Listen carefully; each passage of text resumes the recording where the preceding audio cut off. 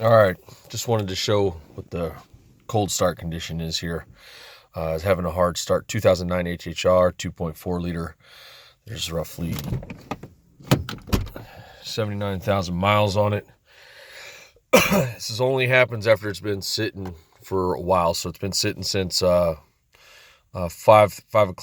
p.m. yesterday. It's 4:30 a.m. right now.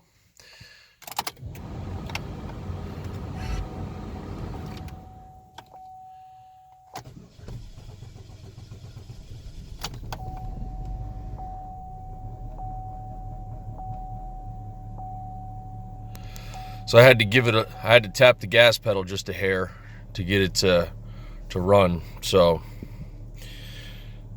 35 degrees out.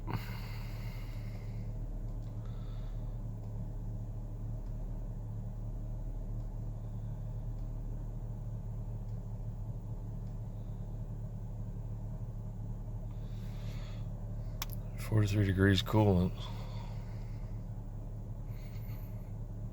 Tire monitor dead. That's it. Once it's running, runs like a dream.